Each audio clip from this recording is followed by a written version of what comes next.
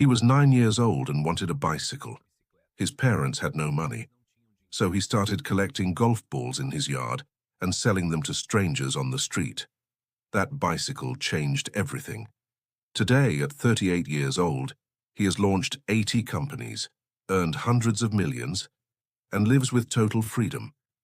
And he's here to teach you that entrepreneurship isn't about having resources. It's about having the courage to start. There's a growing search for extra income, people trapped in traditional jobs, bills increasing, and a feeling that there should be a way out. And there is. But it's not what you imagine. It's not about getting rich overnight. It's not about magic formulas. It's about something much more real, more accessible, and surprisingly simple. This video isn't another one about miracle side hustles. It's about true financial education, about opening your mind to real possibilities that are already working for thousands of people around the world. Chris Kerner is known as the king of side hustles, but don't be fooled by the title. This man has launched over 80 companies throughout his life. 80. Some failed miserably. Others generated millions. He went from selling golf balls at 9 years old to building a diversified empire that generates millions per year. But most importantly, he demystifies entrepreneurship in a way that no one else does. And here's the truth no one wants to tell you. You don't need a lot of money to start. You don't need a business degree. You don't need to be a tech genius. What you need is courage to test, willingness to fail, and humility to copy what already works. Yes, copy. And we're going to talk a lot about that. In this video, we'll explore practical ideas divided into 3 investment levels: $500, $1,000, and $5,000. But more important than money is mindset. Because 90% of people who watch this type of content never do anything. And we're going to find out exactly why. We're going to talk about the role of artificial intelligence as a democratizer of entrepreneurship, how it allows ordinary people to create businesses that previously required entire teams of developers. But we'll also address responsibility, how to use AI to create real value, not just more digital garbage in the world. Let's start by destroying a myth. Side hustle is not passive income, at least not in the beginning. And here's the problem. Social media is full of gurus selling the fantasy of passive income. Earn money while you sleep. Work 4 hours per week. It's a lie. Or rather, it's a dangerous half-truth. Chris Kerner is direct on this point. All income starts as active. You need to sweat, test, fail, adjust. Only later, when you build systems and delegate tasks, does income start to become passive. He himself says, "You don't really own a business until you can leave for 6 months and come back to find it better than you left it." Think of it this way. Real passive income is when your money works for you. Stock dividends, book royalties, rent from already established properties. A side hustle is active work that over time and with the right strategy can evolve into something more passive. But it starts with hard work, planning, and consistent execution. And here's why this matters. Many people give up right at the start because they expected results without effort. They believed the instant passive income propaganda.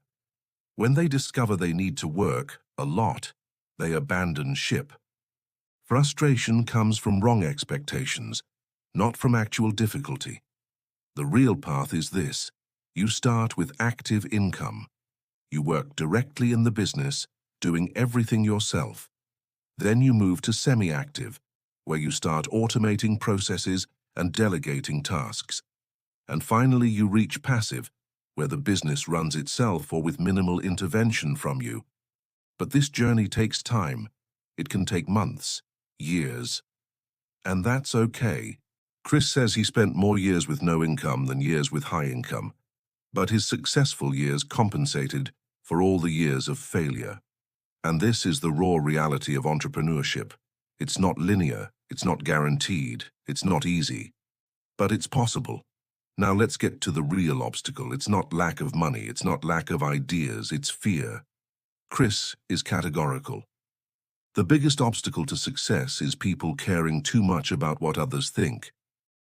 You have an idea, you get excited, but then you think, what if my Facebook friends think it's ridiculous? What if that guy from school comments something negative? And here's the liberating truth. Nobody is thinking about you as much as you imagine. People are too busy with their own lives, their own insecurities. And even if someone criticizes, so what? Is the opinion of a stranger on the internet worth more than your financial freedom? Worth more than the chance to build something of your own? Chris has a powerful phrase. The pain of your problem needs to be greater than how much you care about what people think of you. As long as you can tolerate your current situation, as long as the discomfort isn't big enough, you'll stay stuck. But when the pain of staying where you are exceeds the fear of judgment, then you act. Another giant mental block, the obsession with being original. People think they need to invent something revolutionary, something that's never been done before. And Chris turns this upside down, copy what already works. Walmart copied regional supermarket chains. Facebook wasn't the first social network. Almost nothing is truly original. He tells a perfect story. When he sees a competitor doing something, instead of thinking it already exists, I won't do it, he thinks, great, someone already proved it works, already took the risk, already tested the market. Now I just need to do the same or better. He uses tools like Wayback Machine to see how the competitor's website evolved over the years. What changes increased traffic? What prices worked better? And here's the insight: when you copy a model that already works, you start where your competitor is today, not where they started 10 years ago.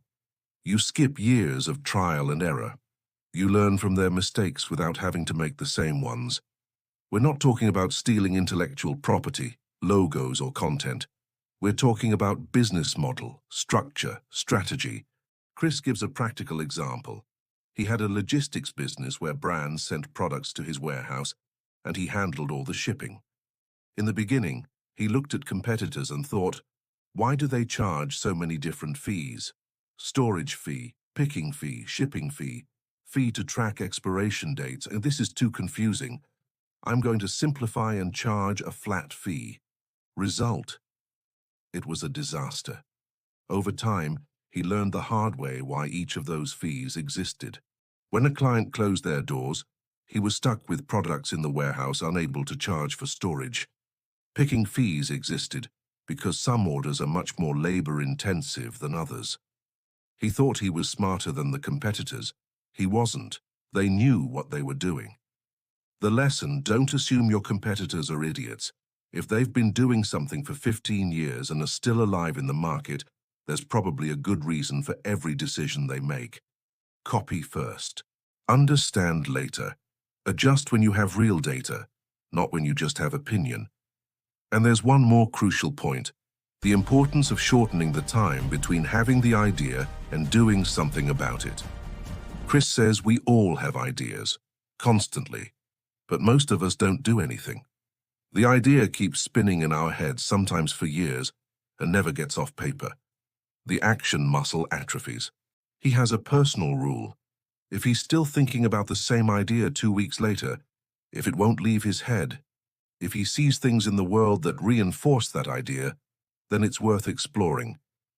But he tests quickly, with little money, without big commitment, because most ideas will fail anyway, and that's okay. The important thing is to answer the question, does this work or not? Now to the practical part. How do you validate an idea before spending thousands of dollars? Chris has a simple and cheap process. He doesn't believe in 50-page business plans. He believes in quick tests in the real world. Let's use an example he gives in the interview: a creatine brand for women that tastes good. First, you don't even know yet if it's going to be gummy or powder, so you use AI, ChatGPT, any image generator, to create mock-ups of both products. It doesn't need to be perfect. It needs to be visual. Then you write a simple description. Women's creatine with great taste. Improves cognitive function. Nothing complicated. 5th grade language, as Chris says. Then you go to Facebook Marketplace. Yes, Facebook Marketplace. You post the image of the gummy version with the description and price. Then you post the powder version.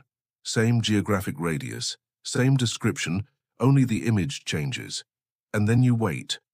Facebook gives you 3 metrics: views, clicks, and messages. You put everything in a Google spreadsheet. Gummy version: X views, Y clicks, Z messages. Powder version: A views, B clicks, C messages. In a few hours, you already have data. Which format generated more interest? And you've spent exactly $0 so far. Are you starting to understand the power of this? Then you can invest $10 to boost each ad on Facebook. More data, more clarity. Then you do this with 10 variations. Different photos, different titles, different descriptions, different price ranges. Everything in the spreadsheet. In a few days, you have a map of what might work. Meanwhile, you join Facebook groups. Moms who work out, women who love creatine, ultra-marathon women. You search about creatine in these groups. You see what people are saying. What are the complaints? What are they looking for? What's the real pain point? This is free market research. Only after you have all this data do you go after suppliers on Alibaba. You ask, do you work with remanufacturing? Can you do this? You request samples. And only then, with physical product in hand, do you go to a local fair, let people taste it and observe. Not what they say, what they do. Chris is very clear on this. When you ask for feedback online from friends and family, they're going to be polite. Oh, it's great. But in person, you see body language. You see eyes light up or not. You see if they really get excited or are just being courteous. That's real validation. And there's a clear validation signal he mentions when people ask, wow, where did you make this? How did you make this? Where do I buy it? When there's a flow of genuine questions, when curiosity is real, you have something. When the response is, oh, cool, and the conversation dies, you don't. Let's get to what matters. Concrete ideas. Starting with $500. The first idea Chris presents is an AI implementation agency for small local businesses. And here's the data he brings. There are 400 million small businesses on the planet. 77% of them admit that AI would be transformative for their businesses, but only 5% are using AI significantly. See this giant gap. 3/4 of businesses know they need AI, but don't know where to start, don't have time, or think it's too complicated. This is your opportunity. You don't need to be a programmer. You just need to learn vibe coding tools like Replit or Lovable.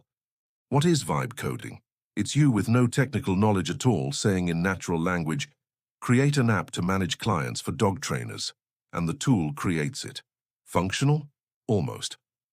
10 or 20 more commands and it's ready to use. It's surreal, and it completely democratizes the creation of technology. So, from your $500 budget, you invest about $100 learning these tools. Many have free 30-day trials.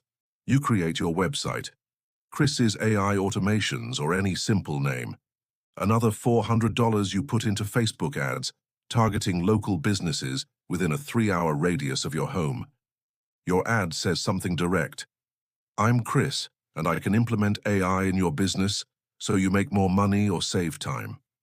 Simple language, no talk about LLMs or technical terms, just clear benefits. You schedule prospecting meetings with small business owners, and then you bombard them with questions. What's your biggest problem today? Is it hiring, payroll, sales? Usually it's sales or customer service. Then you, with your basic vibe coding knowledge, create solutions for them for free. Yes, free at first. Why? To establish yourself as an expert, to have real use cases, to build portfolio. An example Chris gives, a gutter cleaning company. The owner doesn't want to answer calls at 9:30 p.m. when he's watching Netflix with his wife, but each call is worth $3,000 in service. You create an AI voice assistant that answers 24/7. The customer calls, talks to the AI that sounds completely natural, schedules the service. Done. How much do you charge? Chris suggests between $500 and $5,000 for initial setup, depending on complexity. and then 20% of that value as monthly maintenance fee. So if you charge $3,000 for setup, that's $600 per month to keep everything running and make adjustments. And the best part? You can copy and paste this same solution for any other gutter cleaning company. It's scalable. The second idea with $500 is drop servicing. Don't confuse with drop shipping. Drop servicing is when you sell a service but outsource the execution. Example, you create a beautiful garage door repair website. It looks like you have a physical company, team, everything. You use Facebook ads or Google ads to bring in customers. When someone buys your oil change service for $80, you call Bob from the local auto shop and say, "Hey Bob, I have a client named Mary. She has a Sequoia, needs an oil change. I'll pay you $40. Can you handle it?" Bob does the work. You keep $40 in margin. What are you selling? Better interface, better user experience, convenience of being able to pay online with a few clicks. Bob doesn't have a website, doesn't have digital presence. You do. Mary prefers to pay $80 for a clean experience than $40 having to call, go in person, use cash. You're the marketing arm. Bob is the execution arm. Moving up to $1,000, let's go to slightly more structured ideas. First, hyperlocal email newsletter. Chris loves this one. The concept is simple. You create a weekly newsletter about your city. What's happening in Boise, Idaho? Local discounts, news, events. You use the entire $1,000 on Facebook ads to get subscribers. On Facebook, you get an email subscriber for approximately $1. So with $1,000, you have 1,000 subscribers. Your ad says, "Stay on top of what's happening in Boise. 1 email per week, free." While doing this, you use free trials of email platforms like Beehive or ConvertKit. You've spent $0 so far, except for ads. Every week you send an email. And here's important. You write in your language, don't use AI to write. It needs to feel personal, local, authentic. AI can help with structure, but the voice is yours. How do you make money? After a month building the list, you sell ad space to local businesses. Your ad here. 1,000 relevant people from Boise will see it. $500 per send. And here's the trick. Of your 1,000 subscribers, statistically 10% are business owners. 100 potential advertisers are already on your list. If you sell ads to 2 companies per month at $500 each, that's $1,000 monthly revenue. You recovered your initial investment in 1 month. And from there, it's profit. Plus, you can copy this exact model to other cities. Boise, Portland, Austin, Sacramento, horizontal scale. Second idea with $1,000, wedding item rental. Chris mentions that 75% of weddings today are outdoors. And outdoor weddings need a lot of stuff. Decorative arches, photo backdrops, food carts, special lighting, and nobody wants to buy this to use once. You take $300, go to Home Depot, buy wood and material, and build a beautiful wedding arch. Nothing complicated. YouTube tutorials teach you. A guy on Reddit built one and is renting it for $1,000 per event. It cost $300 to make. ROI of over 300% on first rental. With the other $700, you do 2 things. First, collect wedding planner data.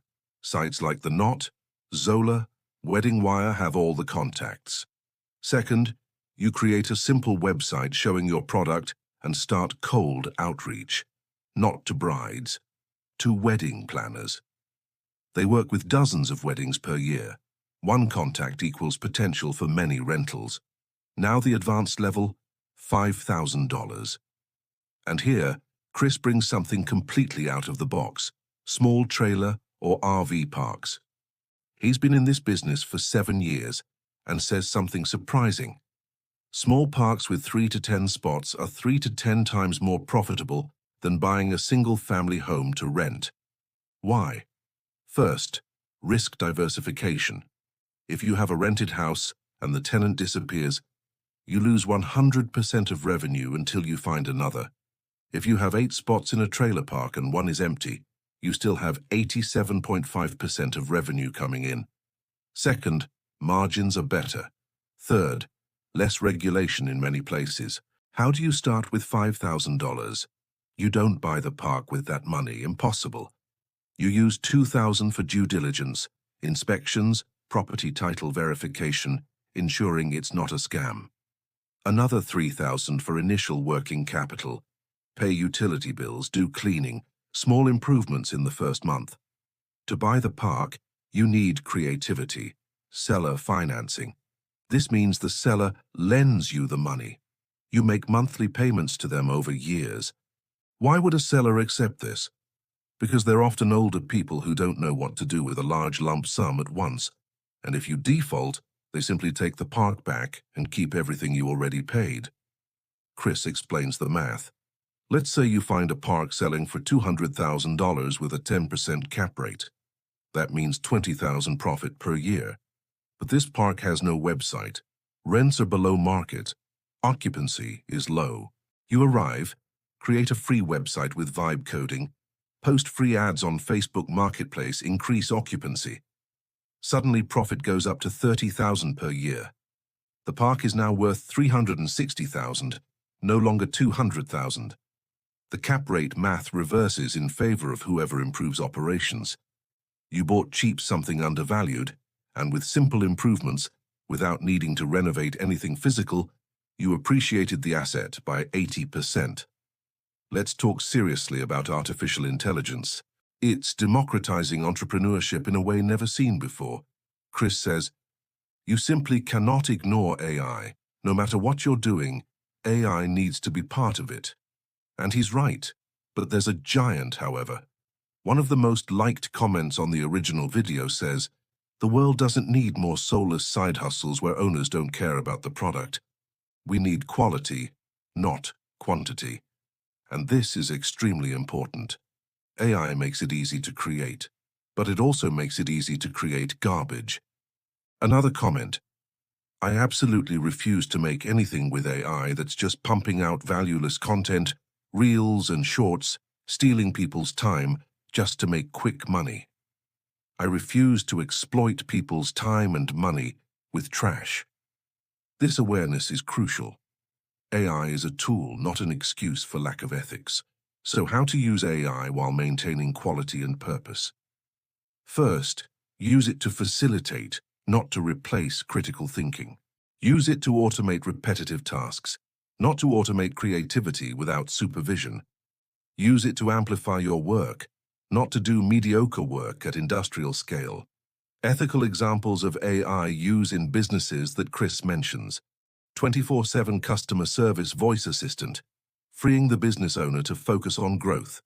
Creation of basic websites and apps, democratizing access to technology for those who can't afford a developer. Sales data analysis to identify patterns. These uses ADD value. What not to do? Use AI to create superficial information products and sell them as if they were deep. Use AI to generate mass content without curation or validation. Use AI to imitate someone else's work and sell it as your own. The line is clear. Are you solving a real problem or just creating digital pollution? Chris also brings up an important point. The ability to understand Facebook ads today is as essential as knowing how to write professional emails. Sounds like an exaggeration. It's not. Facebook ads is the most accessible way to test ideas, validate markets, and get customers.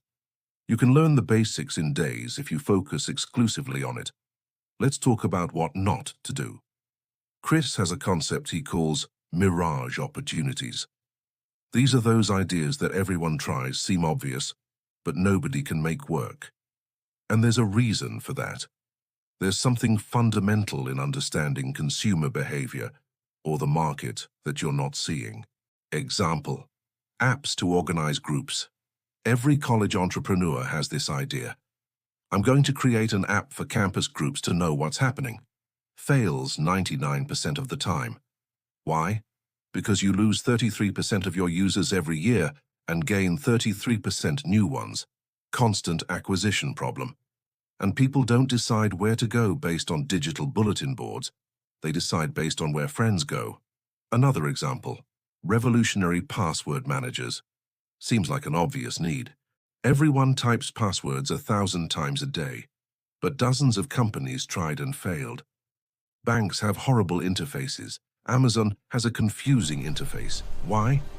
There's probably a good reason you don't know. Don't assume giant companies are stupid.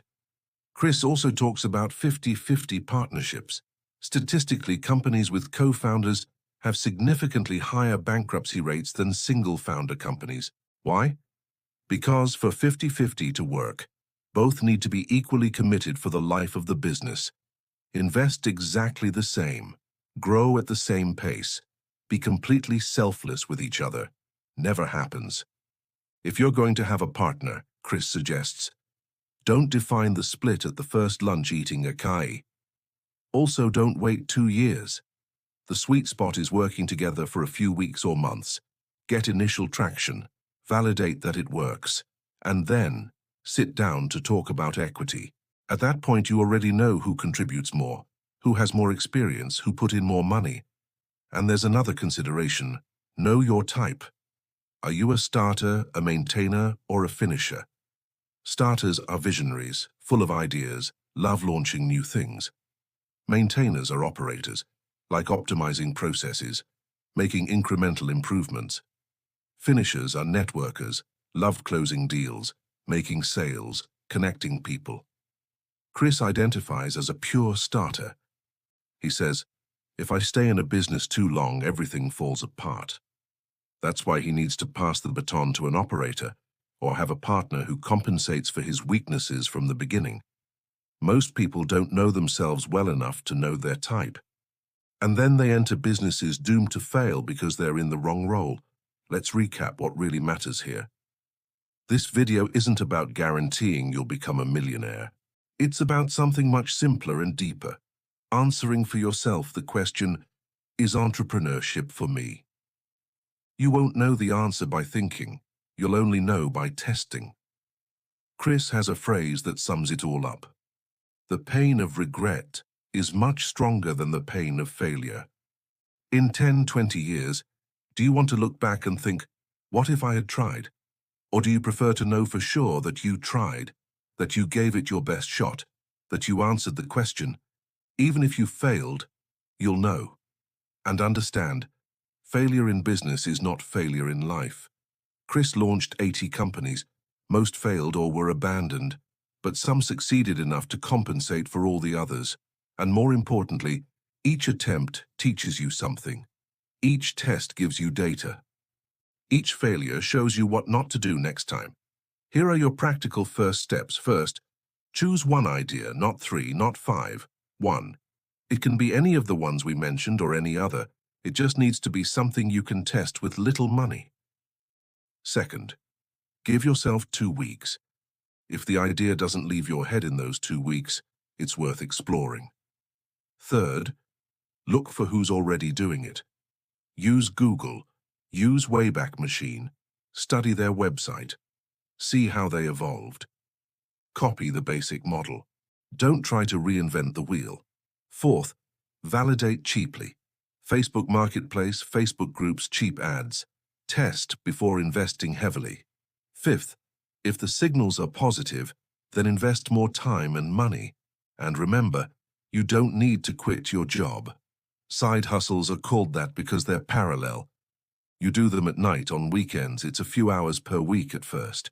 When the side hustle is generating consistent income, when you see the clear path to growth, then you consider making the transition. One last thing about AI. It's a democratizing tool. Things that previously required teams of 10 people and months of work you now do alone in days. But use it responsibly. Don't add more garbage to the world. Add value. Solve real problems. Improve people's lives in some small way. If this video resonated with you, if something here sparked a flame, don't let it die. Write down your ideas. Join the groups. Do the tests. Start small. But start.